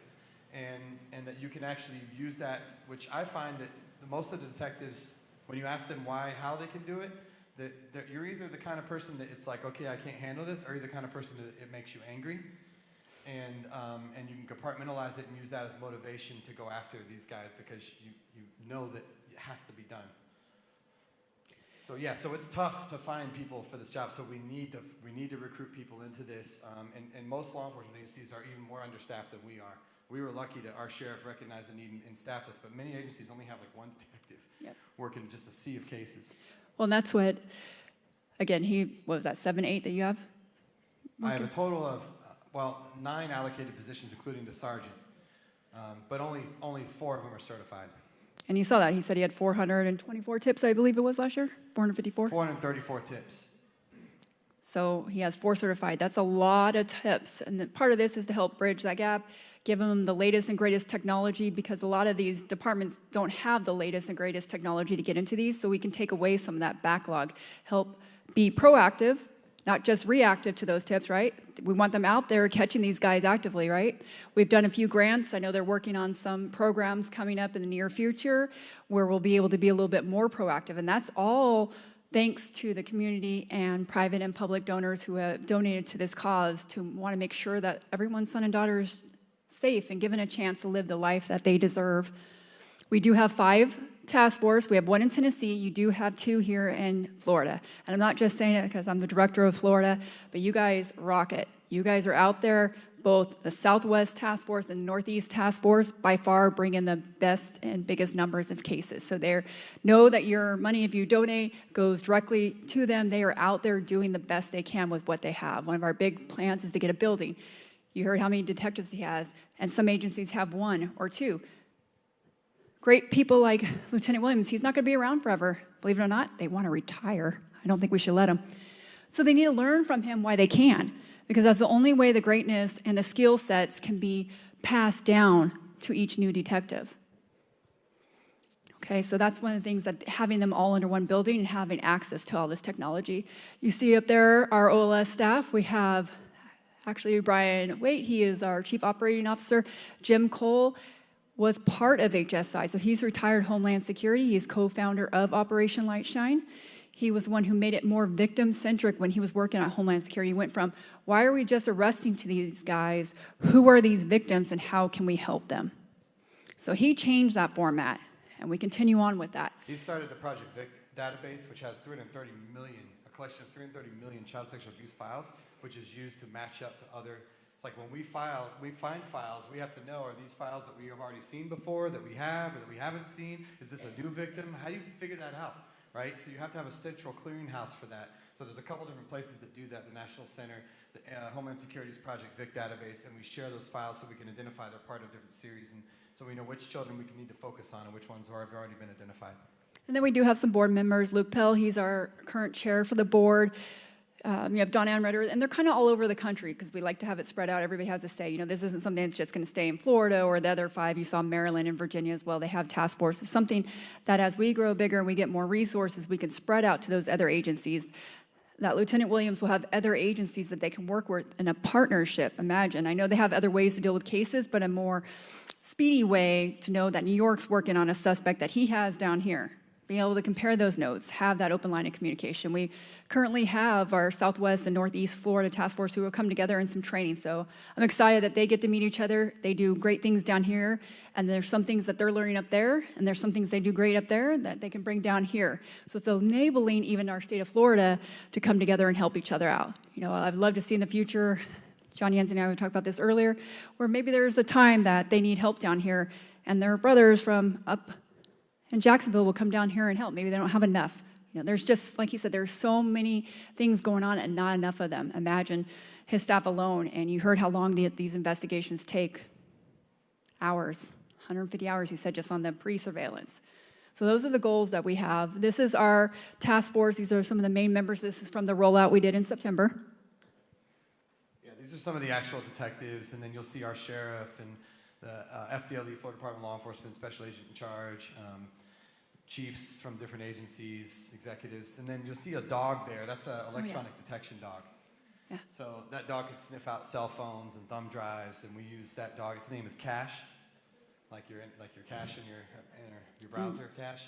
And we use him. We deploy him in our cases to go out, and once we've done our search, some of these people are hoarders and stuff, man, and it's like there's just stuff everywhere. And you know, like the last warrant, he found like a cell phone and a thumb drive at the bottom of this huge box full of clothing, you know, which we would have never found. I mean, it would have been impossible. It went in the garage. It was like, the garage was a total train wreck.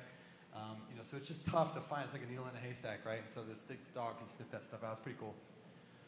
All right, so did you have anything else, Katie, before we wrap it up for everybody? We can take some questions. I don't. Do you guys have any questions? Yeah. Go ahead. I just have a question on the video to show like your teens or your whatever. Where do we get that? It's called noescaperoom.org, just N-O. Oh, that's all you go. Oh. Yeah, you just go right there. Okay. And it's an interactive video. It's just on the internet, hosted by the National Center. It's created by the National Center. So it's content safe for kids. Okay. So it's dealing with a sensitive topic, but it presents it in a way that's, you know, that's good, but gets the point across. Okay, so it's not too extreme or vulgar, but it makes you feel the tension too. I can play it for everybody after we're done with questioning, whoever wants to stay and see it. Okay, thank you.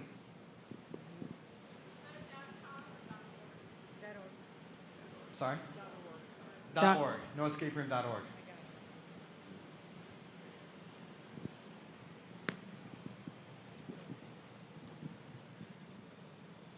How can I be a participant in my own town, in my own church?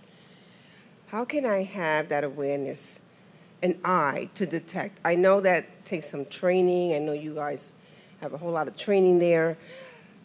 I have my own way of just walking in parks, and I'm just like on guard all the time. I'm just looking to see where I see an altered relationship somewhere, even in a park. So, do you have any tips for? You know, when we find cases, and I will say we don't go out and like walk around the mall to look for cases, right? So we have like investigative techniques that we use to identify cases. It's very difficult to spot. You can spot human trafficking necessarily. I mean, we're talking about domestic sex trafficking. You can tell the guy with multiple girls, and he's holding their IDs and all this kind of stuff, and they're walking with their head down, and they have what's called the look. Okay, so law enforcement officers who have interacted with a lot of girls that are involved in the commercial sex life can spot the look. It's difficult for somebody who doesn't work with that population regularly to spot that. So it's very difficult to like spot in public. But what's more likely is you might become aware of a set of circumstances amongst your peers or in your communities, like that you engage with, or through the church, or whatever it might be. Your conversations where, you know, they say, well, you know, my daughter, I think she's sneaking out at night, and then she's got this second phone. I don't know where this other phone came from, and I don't know the passcode to the phone. She gets really protective, but she won't give it to me. And then she started cutting, and you know, I mean, those are all huge red flags, like something's going on, right? So that's when you need to make a report. If it's children, you report it to the Department of Children and Families and the Sheriff's Office or local law enforcement, both. Because if you just report it to DCF, we won't get that report for days. All right, so we need to get working on this immediately. And then if it's an adult, just report it directly to your local law enforcement agency. If you want to stay anonymous, you can report it to Crime Stoppers. Or most agencies have an online, like on their website, a tips line that's like you can do through the computer that's anonymous. But we prefer you to disclose your identity. We'll try to protect your identity every time that we can. But understand that information from an identified witness is considered much more credible than information from an anonymous witness. So it gives us more authority to do things. If we have a known witness, we can protect the identity of our witnesses. But if we have a known witness then that's identified, then that has more credibility and more weight when we're writing search warrants. We can't get a search warrant based on an anonymous tip, but we might be able to get one based on one with an identified witness. And that's why it's important that if you can identify yourself, be courageous and do it. Yeah, okay. There's also been an issue with vigilantes. So these are people that they want to get YouTube views, so they're predator chasing. They're just messing our investigations up. They don't know anything about how to do these chats. They may be committing crimes themselves. There's there's issues with the credibility of the chat, the chain of custody of the chats are missing. Court, there's a high level of scrutiny when it comes to court. And you're talking about somebody's life. And now capital sexual battery child under 12 is subject to the death penalty. So all those cases have to go before a grand jury. So it is subject to the highest level of scrutiny, as most of these cases involve that type of crime. So we can't just rely on somebody's credibility who they're just trying to get YouTube views, and that's why they were, kind of like coercing this guy into maybe agreeing to do something he wouldn't have otherwise done. Who knows? But generally their chats are very aggressive, like they have an agenda, and you can't. That's not how you do this. And our operating standards with the National Task Force, the ICAC Task Force, prohibits us from working with vigilantes. We cannot work with vigilantes. The state attorneys will most likely not accept a case, even if he presents chats that appear to be a crime. In most cases, the state attorney is going to say, it's a vigilante, I can't do it, because there's too many holes in this that the defense can punch into it. We're going to lose the case. And they need to know they have a solid case. And we can't find out later that there was a whole section of chats that he didn't give us because it was going to be embarrassing to him, or because he egged them on first, right? He egged the guy on and lured him into it, and then had a bunch of chats that made him look culpable, but after he did all these other chats that he really pushed him into something, right? So it just becomes very problematic. You guys remember To Catch a Predator TV show? Is very entertaining. And the reason why they stopped that show is because, if you didn't know, the company, so they had the chats that were being done by a private organization called Perverted Justice. Perverted Justice was basically contracting out to Susie homemakers or anybody that wanted to do these chats from anywhere in the world online, the ability to chat with predators and then give them the chats, and then they would give it to local law enforcement. And local law enforcement had started, some agencies had started working with them and doing operations with them. The vast majority of those cases got tossed out of court, and there was all kinds of issues with chain of custody and missing chats and incomplete chat logs, and that's when the ICAC task force said, we're not going to work with vigilantes. So that's very important. Don't take matters in your own hands. Report it to law enforcement. That's the best way to do it. Let us handle it. Thank you for your question. Does that answer your question? Yeah. I just want Lieutenant Williams to address to not only the vigilantiness, but where you guys get your information. We hear all the time, well, so-and-so was given a talk. And I know Wade has experience. They know who they work with and who's reliable. I mean, he's seen it firsthand with some people trying to present his own cases to him. I'll let him explain a little bit more about who you guys are getting the information from. Some nonprofit organizations are really good. So work with the ones, find out, vet the ones that are good, and work with the ones that are good. Some are a mile wide and an inch deep, if you know what I mean. Okay? So some of them we had issues with. They had their 501c3s suspended because they weren't filing their tax returns. They were posting victims on the YouTube channels, having them tell their stories before we even brought the case to prosecution. Any time the victim retells a story, that has to be disclosed to the defense. So now we have this YouTube video where their story might have slight variations from the story they told during their deposition, but guess what the defense is going to do with that? They're going to use that and say, oh, which one? Well, you said this, and then you said this, and, well, but I thought it was, what'd you think? You don't know what you thought. They're going to go after the victim, and anything they can do, they only have the right to depose the victim one time. Let's not give them a second time, okay?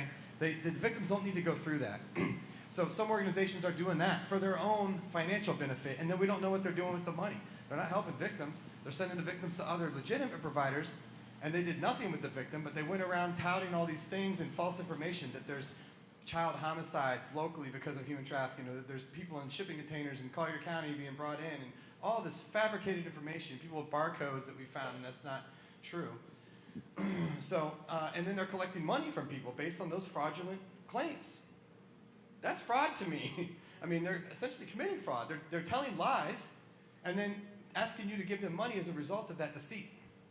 So, I mean, it's borderline criminal. So just be careful about the organizations. We had one group that I was watching them present, and they didn't know I was in the audience, and they were presenting on one of our cases, and he was telling them completely false information.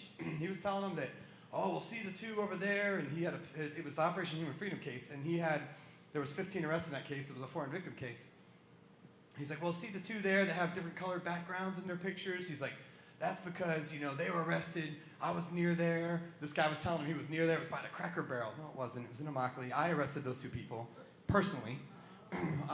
The only reason their pictures were different is because the other ones we had identified before the operation. Those other two we didn't know about until we executed the warrants on the day of the operation, the arrest operation, and they were inside one of the brothels in Immokalee. And so I arrested them for deriving proceeds. The victims didn't want to cooperate, so we couldn't charge them human trafficking. But it wasn't because of the things. He was just making stuff up, and literally making stuff up. So just use your brain and understand that, you know, when you see some of these people talking, a lot of them are just looking at Google searches, all right? And they're coming in and sounding like a pseudo-expert. They want to be the next mother of human trafficking, and they want you to give them, they get all this money, and they go around and do training. All they're doing is getting paid to go around and talk to people, and I don't really know what they're doing. So just pay attention to the type of, you know, some organizations we work with, like the Shelter for Abused Women and Children, Catholic Charities. These are reputable organizations that directly service and help victims. There's a bunch of them. David Lawrence Center, they provide detox for our victims. Youth Haven. There's some legitimate organizations that we work with, Operation Light Shine, that provide victim services. We don't need a new human trafficking organization. There's plenty of them out there. In fact, too many of them out there. We just need to coalesce to the ones that are providing, you know, good services and then support those. Go ahead, sir. All right. If you were lucky enough to observe a suspect activity, I mean, it could be as straightforward as you see a young girl going from one truck to another truck at a rest stop somewhere. Yeah. Is there some special number, some phone number? Okay. Will we just do 911 when you need immediate response? That's like correct. That? Thank you. So that was actually a perfect example. A girl going, you see a young girl who looks disheveled, whatever she might be, going from one truck to the next, spending 15 minutes in each truck. And that's a common thing, is at truck stops. So that would definitely be a clear sign. There's some indicators. I don't like to teach indicators because I like to teach people what human trafficking is, and you can recognize it on your own because you understand it. You have to understand the world and the life and the game. And then it can change in different ways, and you'll still understand it. You'll still get it because you get it. But that is one that is a very powerful indicator, is going from truck to truck to truck. That would be a clear indication that she's probably engaging in some type of commercial sexual activity. That you need to call immediately. We need to get an officer out there, even a uniformed officer, to identify her. She could be a runaway girl. She'll probably get recovered right there on the spot. We need to identify who those guys are, because what are they going to do? They're going to drive away and they're gone. We don't know who those guys are anymore. We need their tag numbers. We need to know who they are. And even if they don't get arrested that night, now we have an investigation and we know who our players are in the investigation. Now we can get the victim somewhere, get her CPT interview done, and then work on building a case against those guys. So one thing to add to that, it's not just them going from truck to truck. I had a case where the truck was stopped and they were filling up, and another trucker pulled in, and out of that truck came 20 girls. And I know a lot of you guys don't know about trucking, but they're usually only allowed one passenger, and they have to have a waiver sign. It's all checked by all the highway patrol, commercial enforcement. They have to have someone in there. They had 20 girls in the truck, and this other driver took it upon himself, remind that the people who work these truck stops, they can't possibly be out there looking for everybody, because you get buses full of students. You get all kinds of families come in there. They don't know where these 20 girls come from. So he went in there and alerted management, and they pulled their surveillance, and they watched all 20 get out of the back of the cab. In that case, the truck had already left, but they had already called 911, and they were able to catch them up to the truck and rescue those 20 girls who were in the back of that truck. So it's not just them going around. That is a case where you could look for suspicious activity, because 20 young girls should not be in the back of a truck. Yes. Yeah, that's a great question. Thank you. Yeah, call 911. Something like that. You think it's happening right now? You think it's an emergency? Call 911. Nobody's going to second guess you. You did what you thought was right. Go ahead. Yeah, yes, ma'am. This kind of information is what I was thinking I was going to hear tonight. How to identify, where to report. I'm in Lehigh, and my backyard is part of a park, and there's 2 parking spots near our mailboxes there. And I have seen 2 girls pull up, an older guy pull up. One of the girls gets out, goes off with him, the other one waits. Right.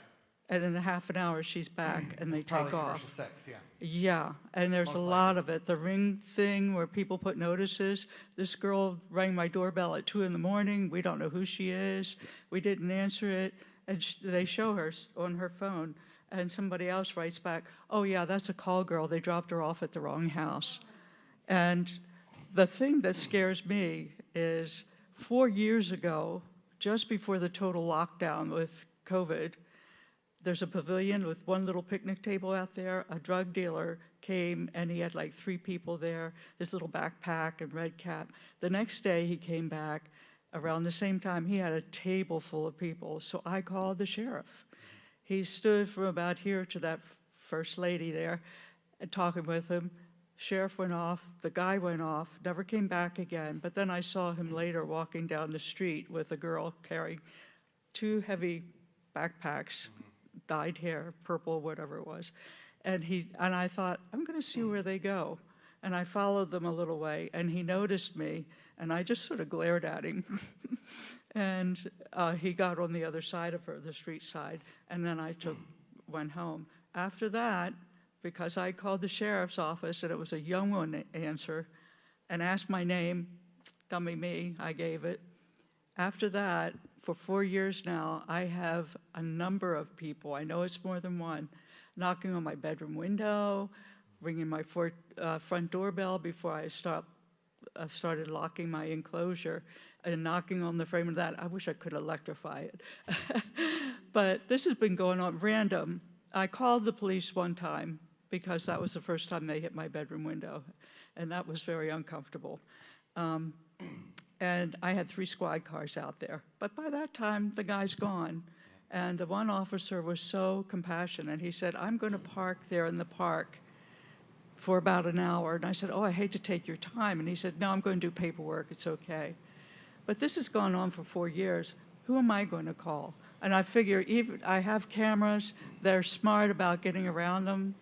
And even in the daylight sometimes, I'll get a knock on my bedroom window around nap time or something.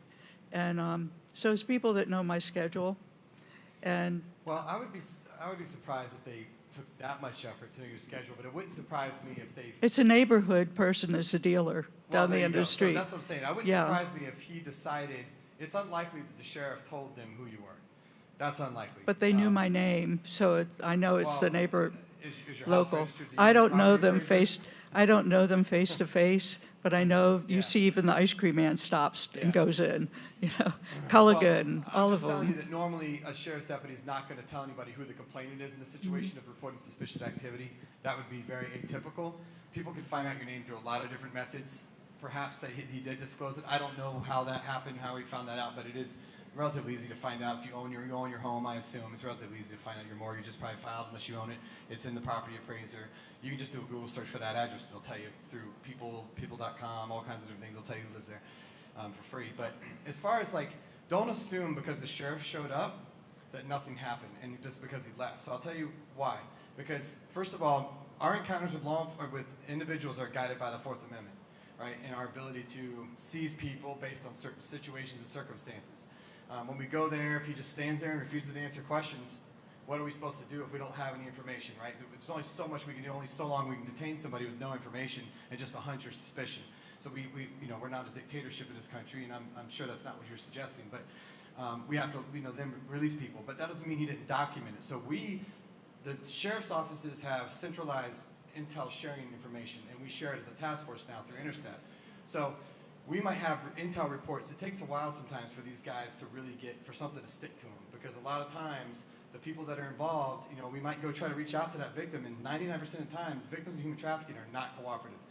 They have to want help. They have to believe in that they can trust you, and you're gonna actually be there and help them, and not turn your back on them. So that's the most challenging part is with human trafficking victims, is dealing with the victims, because they have so many. If it's a domestic sex trafficking, which it sounds like that's what it is, street level prostitution, very good chance it's human trafficking. Most domestic level prostitution, like street level prostitution, involves a pimp, and pimps are universally coercive. They use threats, violence, all those sorts of things.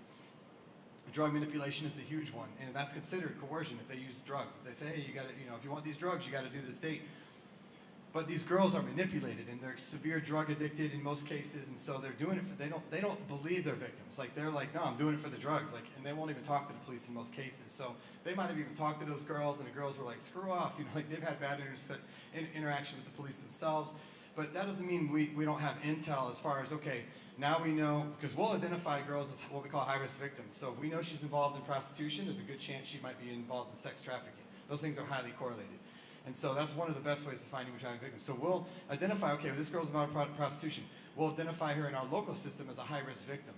So all that means is that if we put a little mark in there, that if law enforcement comes across her, that we want them to do certain things. There'll be instructions for that deputy. When he runs their name, hey, let me see your ID, because most deputies are going to run your name. Oh, and then the dispatcher will say, hey, clear your 1012, or clear your partner. And that means walk away from that person. So, or they might have an earpiece because they want to give private information. And they'll say, hey, that girl's listed as a high-risk victim. There's notes in here to contact this detective with the human trafficking unit if you contact the victim. And then the detective will get the call and say, hey, I want you to photograph anybody that she's with, any cars, and I want you to document, what's going on, and send it over to me in what they call a field interview card. And that's just all stuff that's like intel.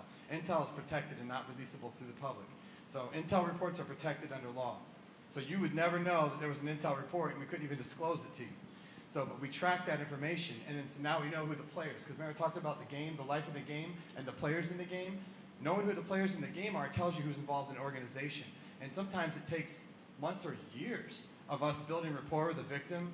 Hey, let us know when you're ready to get out of the life. Let us know when you're ready to get out of the life. And then they come forward.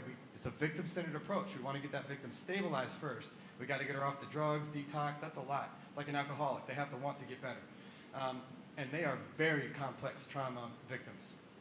So if we can get them stable, then that's when they start disclosing and they start to trust us. And they say, oh yeah, and usually they've had multiple pimps. Oh, this guy, that guy. Then we can go back and pull his old reports and link it all up. And say, okay, that corroborates this. Oh, you overdosed, went to the hospital. Okay, we got these hospital records. We can start linking and corroborating her information up. And that's where we start building cases. But it's extremely difficult. Out of, I would say, close to 200 investigations, we made in 7 years, probably 25 human trafficking arrests.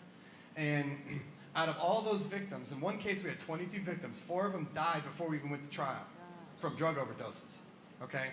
And only out of those 22 victims, only 4 were quasi-cooperative. 1 was severely mentally ill.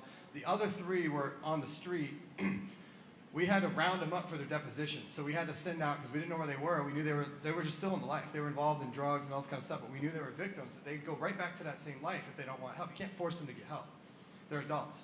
So we would just say, okay, their deposition's coming up, and we need you guys to go like pinch them for a little bit of drugs or something, because we know they're gonna have drugs on them, so we can get them clean. We get them into jail, get them clean. Then we walk them across the mezzanine for the deposition, and they'll testify truthfully. In most cases, they gave great testimony during the deposition if they were clean.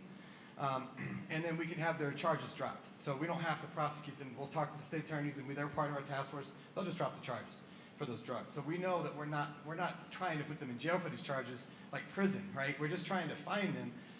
And so that's some of the strategies we've had to use with these girls because they're so difficult. So just keep in mind when the officers go out there, what they're dealing with.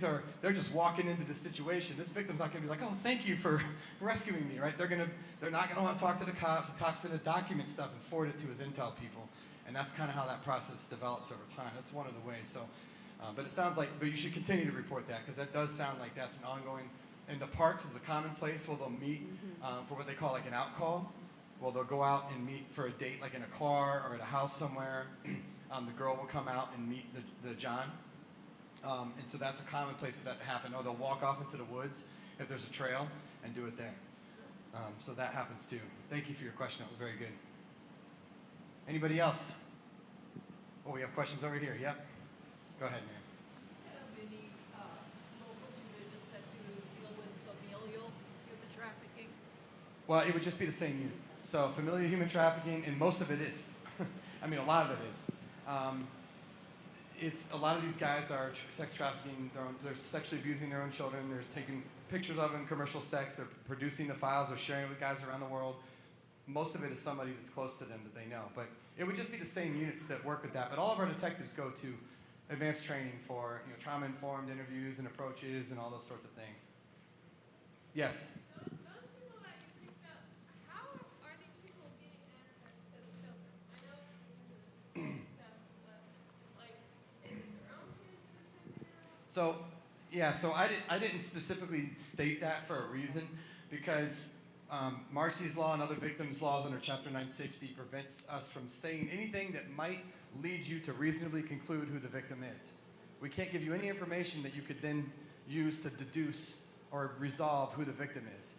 So I couldn't tell you like the nature of their relationship or how they had access to them. So without being specific to the case, yes, many of them are their own children, or neighbors' children, or nieces or nephews that come and visit, or they babysit for them, or they find some way to get access. They take them to practice. They find a vulnerable mom who they don't have a father figure. They offer, hey, I'll take your kid to practice for you, but really they're sexually abusing them.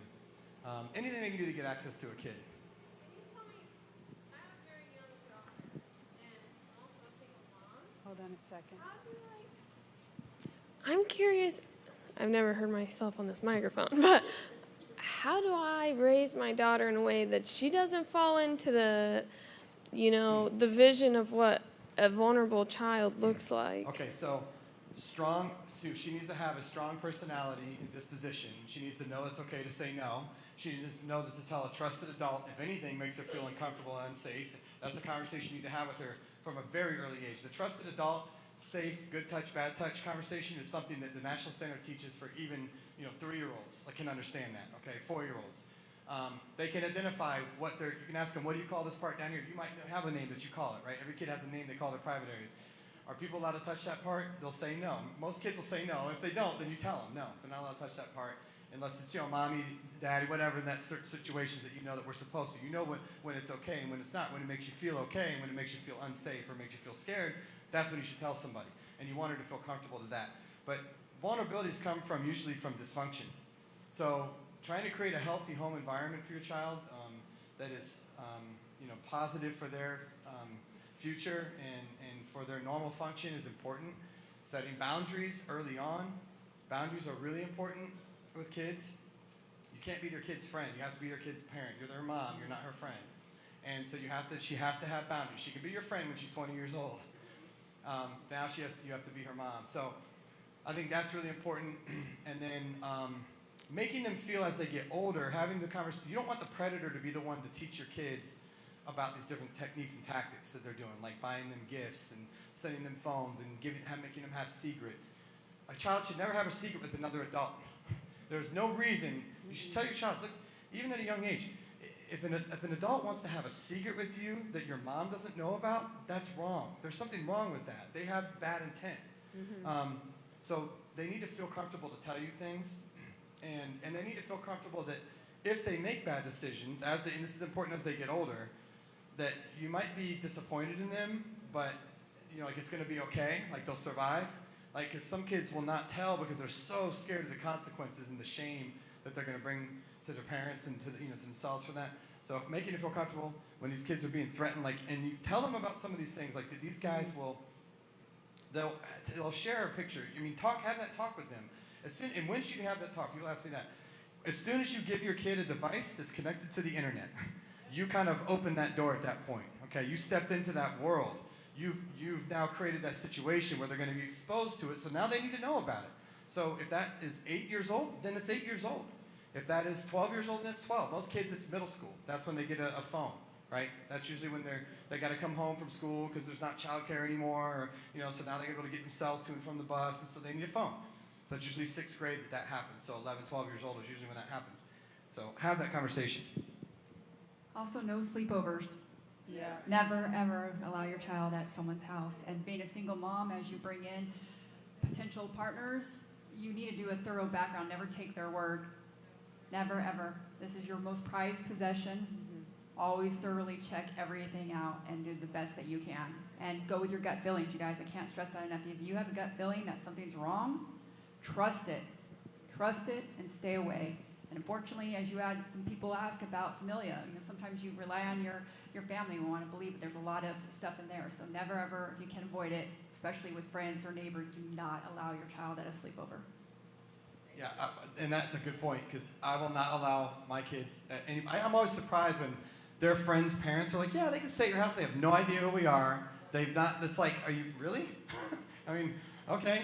Like, I don't mind if they come over and sleep over, but you're not going over to their house, because I don't know who's over there or who's going to show up. And the sexual predator that lives down the street that comes every Thursday, I don't know who their boyfriend is. Yeah, and that's a lot of the offenders are boyfriends, people that show up, that come to the house regularly. And the sleepovers is a big one. We have a lot of sexual abuse cases happen during those type of situations.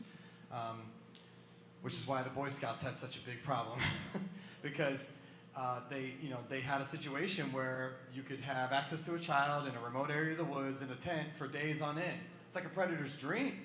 So that's why these guys would like flock to that organization, and they had such a hard time keeping those guys out of that organization. It's not that they're a bad organization, and what they stand for is not bad, but for a predator who's interested in little boys, it's like a dream.